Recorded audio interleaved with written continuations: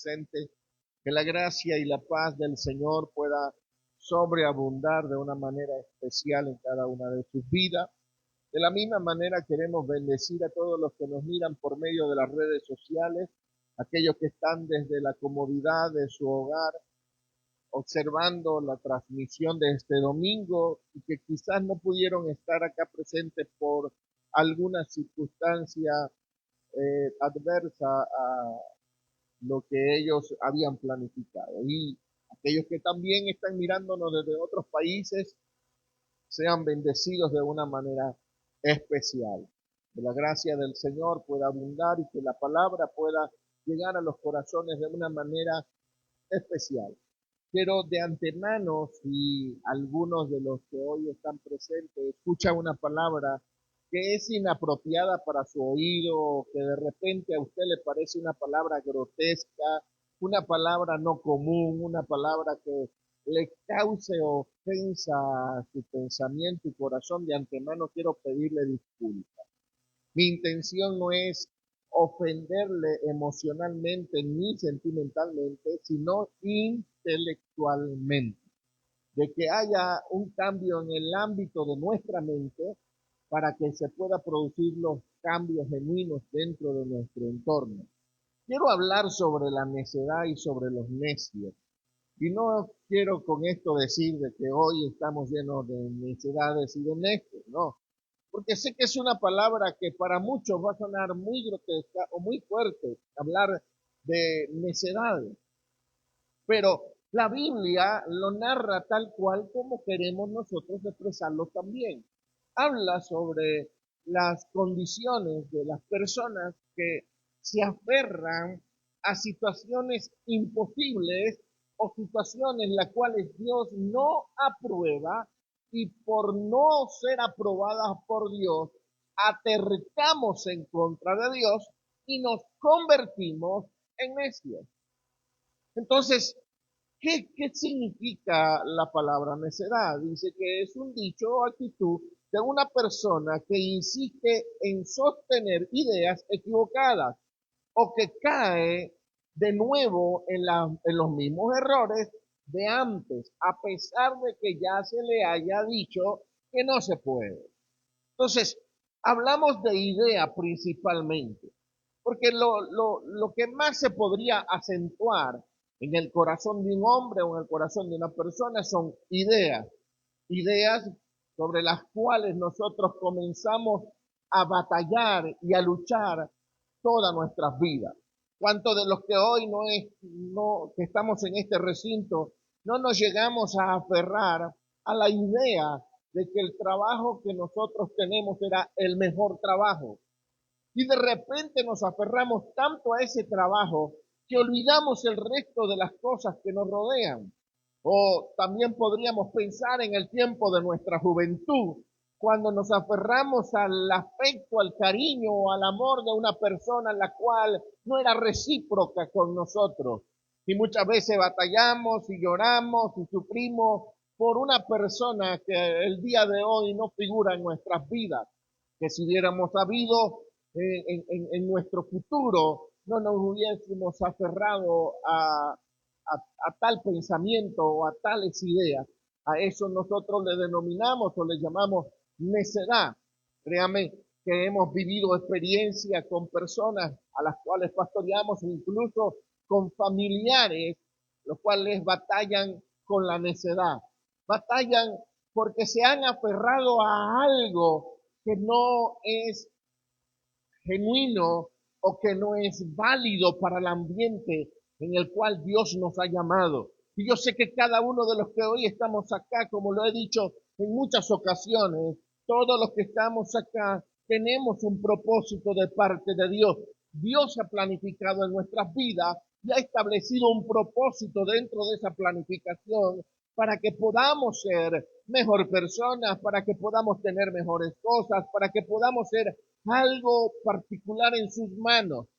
Pero dentro de ese ámbito, en el llamado de Dios, en lo que Dios ha establecido en nosotros, entramos y batallamos porque nos aferramos a aquellas cosas que Dios nos ha quitado o aquellas cosas que Dios ha apartado de nuestras vidas.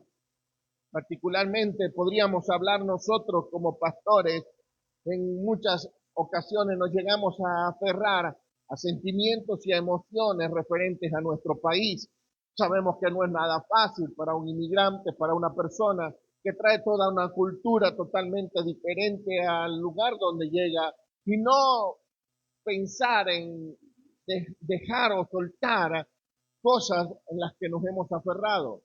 Eh, ya mirando desde otras perspectivas o mirando desde este punto de vista, creo que cuando nos toque hacer otro cambio, nos va a costar soltar el chile, las cosas picantes, la gastronomía mexicana. ¿Por qué? Porque en cada una de las etapas de nuestras vidas se crean dependencias y creamos nosotros aferramientos a situaciones o a cosas que no nos convienen para el nuevo ámbito en el que Dios nos está promoviendo. No sé si me estoy dando a entender en este asunto, pero cada una de las cosas en las que nos aferramos podría ser un estorbo para el futuro que Dios ha establecido en nuestras vidas. Y es allí donde entra la renovación del pensamiento de cada creyente. Es allí donde tenemos nosotros que ir renovándonos en el ámbito para el cual Dios nos ha preparado.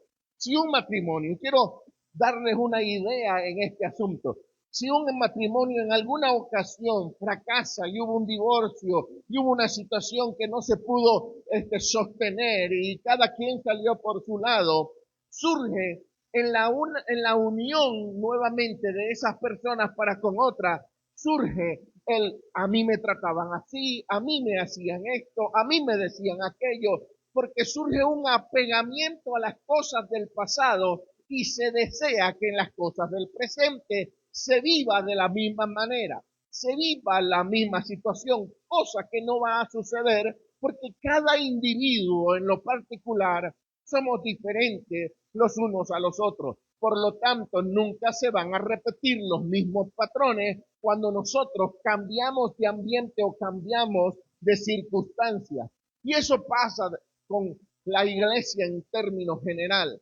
Cuando nosotros llegamos a una congregación diferente a la que habitualmente nosotros estábamos acostumbrados a ir, queremos quizás imponer lo que vivíamos o lo que hacíamos en otro lugar y decimos, no, pero es que esto está mal o esto está incorrecto. ¿Por qué? Porque allá lo hacíamos así, mientras que aquí se hace de otra manera. Anoche escuchaba el comentario de una persona que se congregó aquí durante mucho tiempo, hizo vida con nosotros durante mucho tiempo y por situaciones en las que quizás fueron muy ajenas a su deseo y a sus pensamientos, tuvo que irse de este lugar, pero llegó a otra congregación y comenzó a tratar de buscar el mismo apego que había conseguido aquí, la misma vivencia que había tenido acá. Y cuando llega a aquel lugar y comienza a ver que lo quieren obligar a hacer algo, que lo quieren obligar a hablar de una manera, que lo quieren obligar a vestir de una forma, que lo quieren obligar a hacer de una forma diferente a la que él estaba acostumbrado, dice, no, esto no es lo mío, esto no es lo que yo he aprendido, esto no es lo que yo he recibido. Por lo tanto, entra un shock en la mente, entra un pensamiento en el que lo que yo viví y lo que estoy viviendo es totalmente distinto. ¿A dónde quiero llegar con este asunto? En que muchas veces nosotros nos aferramos a situaciones, a momentos, a ideas, a vidas, a trabajo, a los cuales Dios quiere que pasemos el proceso, pasemos la página para poder ser promovidos en el ambiente que Él preparó para nosotros. Yo no puedo llegar al ámbito que Dios me ha llamado con toda la cultura pasada o con toda la cultura que yo traigo arrastrada en mi tiempo atrás. Escuche algo, yo no puedo venir como venezolano a implantar una cultura de Venezuela en el corazón de los mexicanos. De ninguna manera. Yo tengo que saber que el ámbito en el cual yo he sido introducido, tengo que adaptarme. Tengo que, aunque yo no comía chile, comenzar a comer chile. Tengo que, aunque yo no comía algún tipo de comidas o alimentos, o yo no hacía algún tipo de combinaciones, tengo que comenzar a hacerlo. Yo antes no tomaba Coca-Cola, aunque usted no lo crea, yo tomaba Pepsi. Y espero, y espero que los de la Coca-Cola no manden por la publicidad algo, una bendición, ¿verdad? Y es una realidad, hermano. Allá en mi país, la bebida quizás que más se toma es la Pepsi, no es la Coca. Pero llego acá y vienen y estos hermanos que ustedes ven que se la pasan conmigo, me enviciaron y por eso estoy como estoy. ¿Por qué motivo? Porque allá era una cultura y era un pensamiento. Y aquí es otro. Allá yo estaba acostumbrado todas las mañanas, tal vez en la tarde o en la noche, comerme una arepa. Cuando llego acá todo es taco, hermano. Y tortillas por todos lados. Y la arepa no figura por ningún sitio. Entonces nos tocó comenzar a acostumbrarnos y no comenzar a imponer de que se tiene que comer arepas en todos los hogares de México, de Ciudad Juárez. Sería una brutalidad de nuestra parte traer una imposición de una cultura que no aplica en la vida de la gente que ha sido o ha vivido bajo una cultura totalmente diferente. Entonces, el aferramiento crea en muchas ocasiones divisiones. El aferramiento crea en muchas ocasiones pleitos, contiendas, crea cantidades de cosas dentro del ámbito de cada uno de los que creen en el Señor. ¿Por qué? Porque si usted mira en el término ideológico a nivel mundial, podríamos preguntar cuántas iglesias cristianas evangélicas con el mismo título que les estoy dando yo el día de hoy, iglesias cristianas evangélicas, las cuales tienen una cantidad de ideologías internas, pensamientos, doctrinas, normas, dogmas, tipo, pare de contar y de hablar, que son diferentes las unas a las otras. El gran detalle de este asunto, que nosotros nunca hemos tratado de enseñarle a la casa, a la iglesia, a la cual Dios nos permitió pastorear, ni doctrina, ni cultura, ni dogma, ni religión, sino a Cristo y a este viviendo en el corazón de cada uno de nosotros para que se pueda producir el fruto. Porque el mismo Señor dijo, y discúlpeme que lo repita tanto, pero es necesario que se nos quede plasmado y grabado en el corazón. El mismo Señor dijo, yo soy la vid, vosotros sois los pámpanos. El que permanece en mí lleva mucho fruto. Y el que no permanece, ¿qué dice? Será echado fuera, será pisoteado y será lanzado en el fuego. Así que la única alternativa para el creyente poder producir lo que el Señor determina que produzcamos es Cristo viviendo en nuestras vidas. De lo contrario, seríamos unos fracasados como pastor, y hablo desde este ámbito, seríamos unos fracasados como ministro, y el liderazgo sería un liderazgo no sólido si Cristo no fuera el Señor del corazón de los que estamos en este recinto. Necesitamos que Él sea el Señor y que Él se pueda entronar. Por lo tanto, cuando nos convertimos en necios o cuando entramos en necedades, comenzamos nosotros a crear divisiones. Y dígame usted si en algún momento de su vida no se ha convertido en un necio o no se ha convertido en una necia, peleando por situaciones que no va a producir ningún tipo de salvación en la vida del creyente.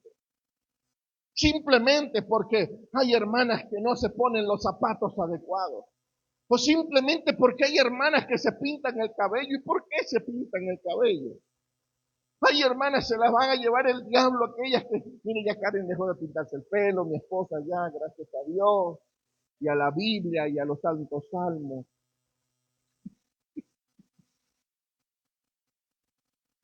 No hay ningún problema, hermano. Póngaselo amarillo, rojo, verde, azul, el color que usted quiera. Lo que más importa es que Cristo esté en su vida. Y si Cristo está, el fruto se va a producir. Si Cristo está, el cambio se va a dar. Porque si el Señor no edifica, en vano trabajamos los edificadores. Si el Señor no produce la edificación de su cuerpo, por más que yo saque una predicación profunda y extensa de las Escrituras, no se va a producir ningún cambio, porque el cambio lo va a producir el dueño de la vid y la vid. Eso es el único que puede producir cambio. Por lo tanto, hay una gran necesidad de un rompimiento en cuanto al ámbito de la necedad. Porque esa necedad nos ha llevado o ha llevado a matrimonios al fracaso. Hay gente que le dicen, no te conviene ese hombre, no te conviene. No, pero es que él es muy bueno. Y con el ojo morado. Es que no te conviene ese hombre. Es que yo me lo gané. Estoy tratando aquí de no te conviene esa mujer. No te conviene. No, pastor, pero ella es muy bueno. No, estoy hablando mal. Mi mamá me decía, no te conviene. Yo ahora digo, tenía razón. No. Ay, Dios mío. ¿Pasa o no pasa, hermano? Pero ya a las alturas, no estoy hablando de los matrimonios de la iglesia, gracias al Señor que podemos ver matrimonios sólidos, estables y que aunque han tenido luchas y pruebas, aunque han tenido situaciones difíciles, hoy están firmes y fieles ante el Señor. Pero he conocido, hermano, matrimonios jóvenes que se quieren casar y vemos a la persona con la que se quiere casar y le decimos, oye, es que no me parece, es que yo la amo. Ey, pero el vocablo que usa hacia ti no es correcto. Ay, es que yo la amo. Pero es que lo que está haciendo contigo no está bien. Y siempre surge esa frasecita, es que yo la amo. Hermano, el que usted ame a alguien no le va a producir cambio a ese alguien. Es una emoción o un sentimiento que usted tiene en su corazón. Solo eso. Pero lo que tiene la otra persona en el corazón, usted no lo va a cambiar con simplemente yo lo amo. Entonces, no escuchamos y terminamos en un síndrome de Estocolmo. ¿Sabes cuál es el síndrome de Estocolmo? Usted dirá, el pastor todavía ni ha leído la Biblia, pues comenzó a predicar sin leerla. Ya la vamos a leer, hermano, no se preocupe. De Biblia no vamos a carecer hoy. El síndrome de Estocolmo es aquel síndrome que todo secuestrado se enamora de su secuestrador. Y es donde surge que el hombre o la mujer maltrata a la persona con la que vive y el secuestrado termina diciendo, es que yo me lo merecía, es que yo me lo gané. Mija, pero el hombre te puso el ojo morado. Sí, pero fue por mi propia culpa. Mija, pero te va a matar algún día. No, es que él es muy bueno, solamente fue un ataque de rabia. Y esas pequeñas cosas, esas pequeñas situaciones terminan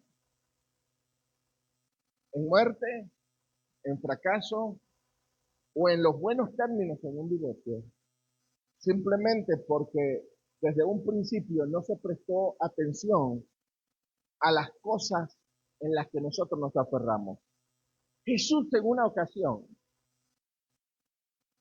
habló referente a la necedad del corazón del hombre y lo habló en cuanto a las riquezas y en cuanto a situaciones que se habían presentado, porque la gente de la época pensaba que Jesús era un juez que había venido a poner orden entre las riquezas y en las divisiones de herencia y todo este asunto. Y de ahí surge una parábola cuando se acercan al maestro. En Lucas capítulo 12, en el versículo 16 en adelante, dice, también le refirió una parábola diciendo, la heredad de un hombre rico había producido mucho. Y él pensaba dentro de sí diciendo, ¿qué haré? Porque no tengo dónde guardar mis frutos. Y dijo, esto haré, derribaré mi granero y los edificaré mayores, y allí guardaré todos mis frutos y mis bienes. Y diré a mi alma, alma, muchos bienes tienes guardados para muchos años, repósate, come, bebe, regocíjate. Pero Dios le dijo, que es lo impresionante de este asunto, pero Dios le dijo, necio, esta noche vienen a pedir tu alma y lo que has provisto, ¿de quién será?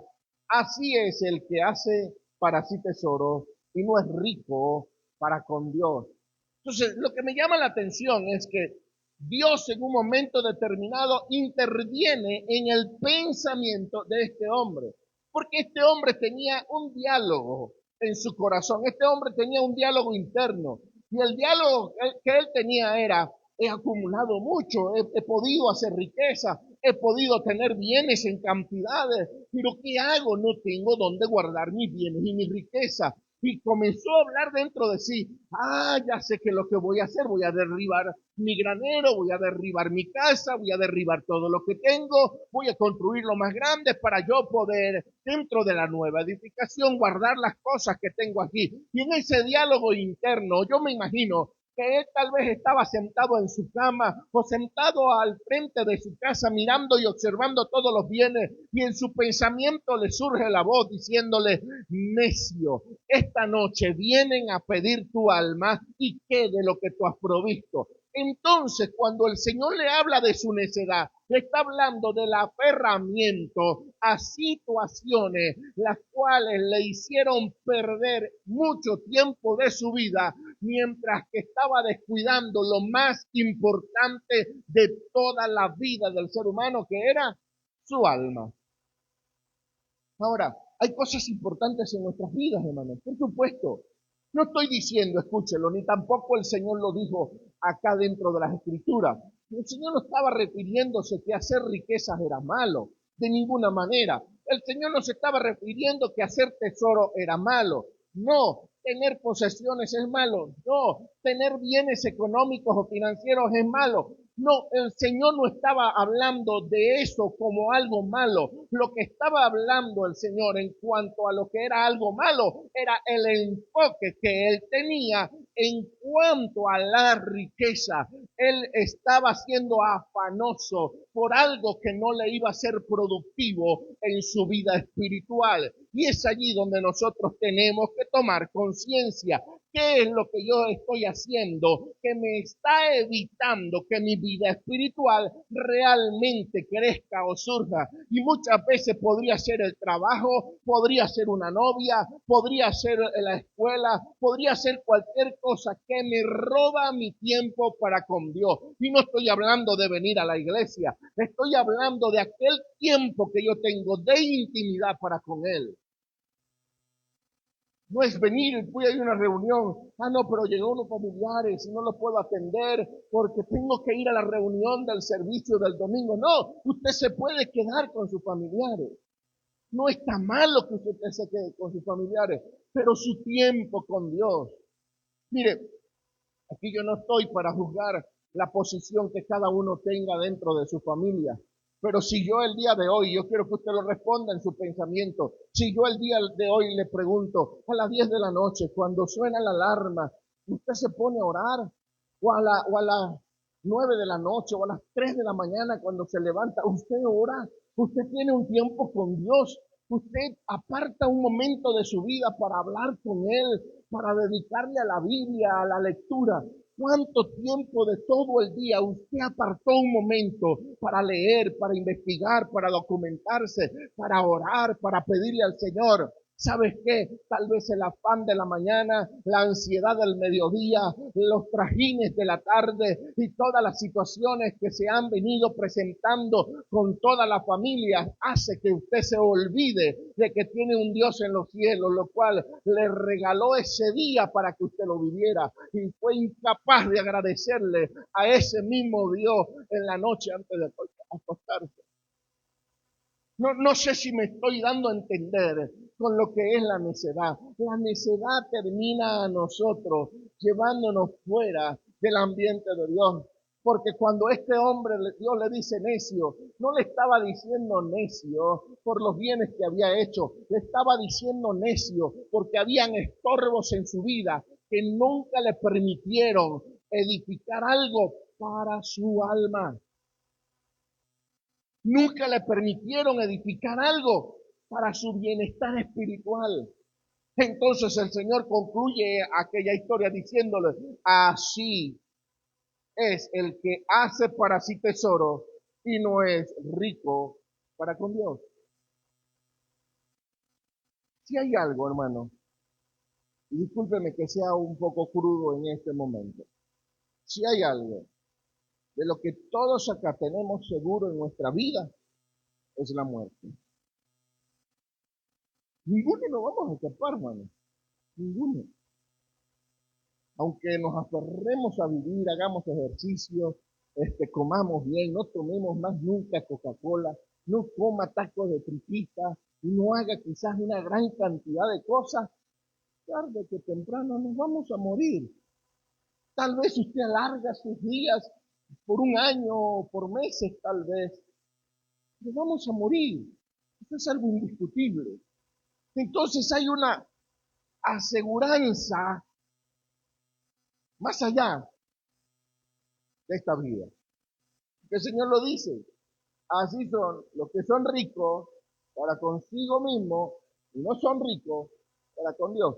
Miren lo que dice las Escrituras en el libro de Mateo, capítulo 6, versículo 19. Mateo 6, 19 dice, no os hagáis tesoros en la tierra, donde la polilla y el orín corrompen, y donde el ladrón mina y hurta, sino hace tesoros en el cielo, donde ni la polilla ni el orín corrompen, y donde el ladrón no mina ni hurta. Porque donde está vuestro tesoro, allí estará también vuestro corazón. Entonces, sería la gran pregunta de nuestras vidas, ¿dónde está el día de hoy nuestro corazón?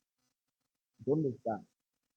Porque donde está nuestro tesoro, allí está nuestro corazón.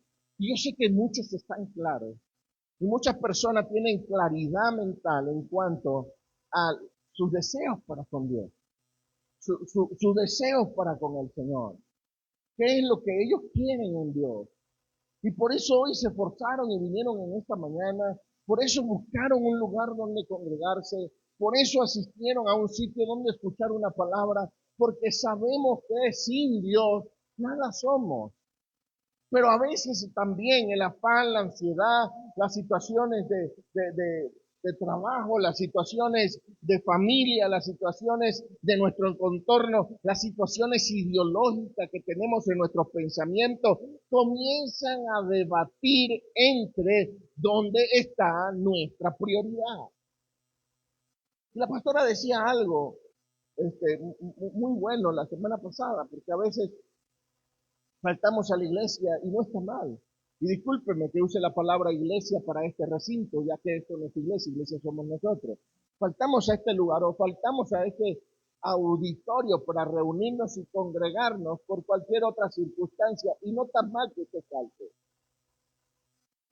Pero para con Dios es una falta de responsabilidad.